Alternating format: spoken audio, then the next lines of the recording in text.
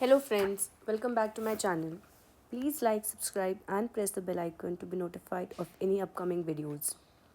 In today's video, I'll be taking an easy but interesting problem that is most commonly asked in interviews of many product-based companies.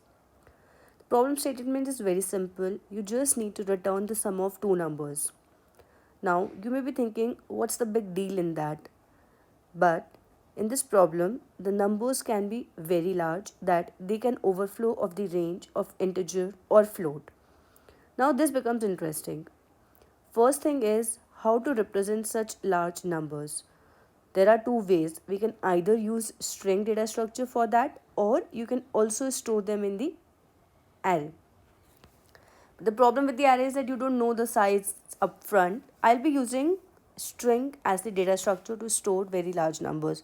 So here I have taken an example. These are the two numbers. So I'll be calling it as str1 and this becomes str2. Now once you know how to store the numbers, then it's just a simple mathematical problem that you need to solve programmatically. But in any interview question, just be very cautious not to miss any of the boundary conditions. So what we do, let's say if there are just two normal numbers, let's say 99 and 1, what do? We just start from the right hand side and just do a simple sum. We'll be doing the same thing in this question as well. So let's define a few variables. Length for string 1 would be n1, length for string 2 would be n2. Let's write it as we'll be returning a string, find sum. It will take two parameters, str1 and str2. I'm assuming that str2 will always be longer in the length. So in this case, these two will be reversed because str1 is larger and str2 is smaller.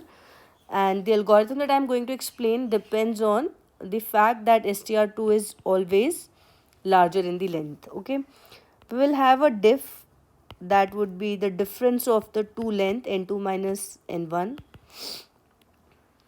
or you can say it, let's put it as like yeah, it would be n2 minus n1 because we have taken that str2 will always be the longer one. Now what do? We always start just from the right hand side, sum the two numbers and a carry would be generated, store that carry and use it in the next iteration. So that's the same funda that we will be using it here.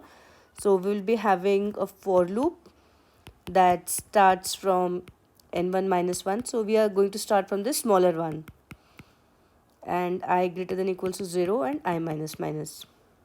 It would be simply, we will be doing the summation as str1 of I minus, I'll be doing a 0 because we have stored it as a string variable, plus str2.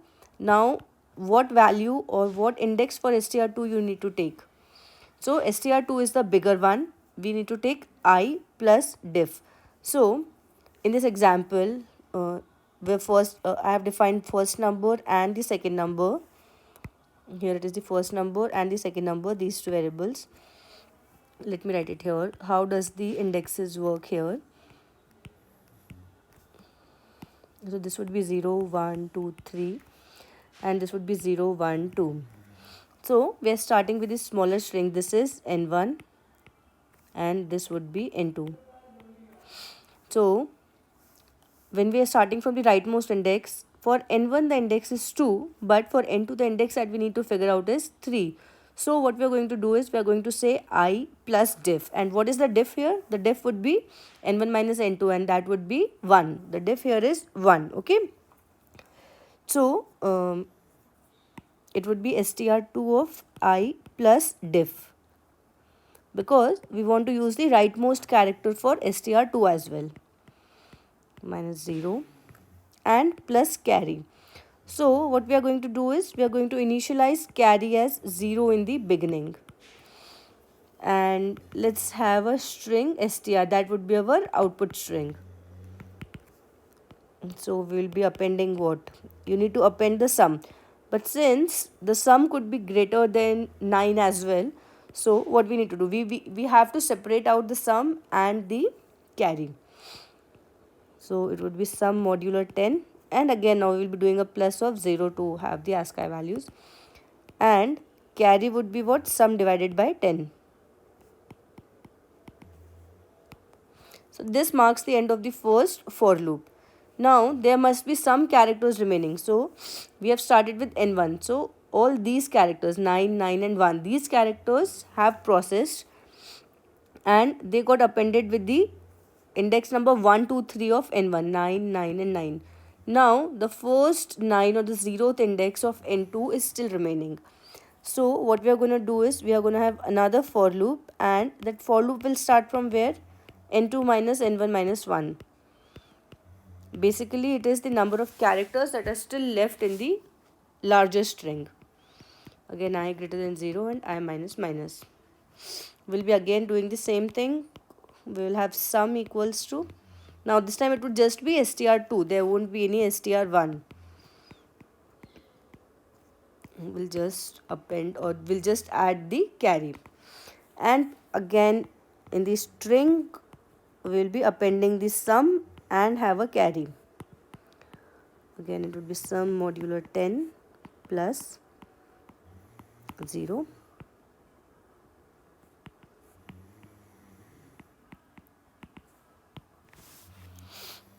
Now this is how the two have been appended. Now what you need to do is, let's say when I'm doing 99 plus 1, so what will happen? 9 plus 1 we will have 10. Okay, so 1 will be carry over, and in your string you will append it as 0.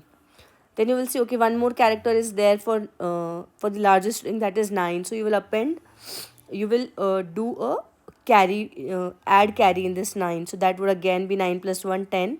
And you will append only 0 in the string, but 1 will still be carry over.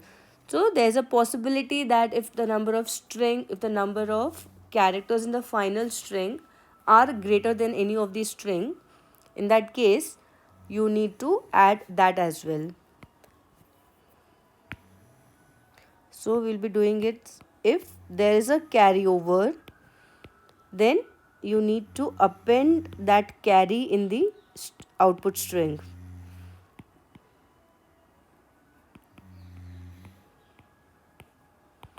And in the end, what you need to do is you just need to reverse your output string, reverse the string and return it.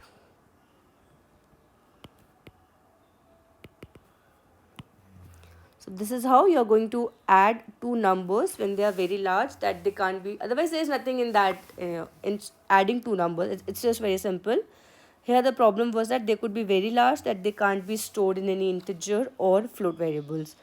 And in this question, the most important thing that you need to don't miss it is about the boundary conditions. Thank you for watching the video. Stay tuned.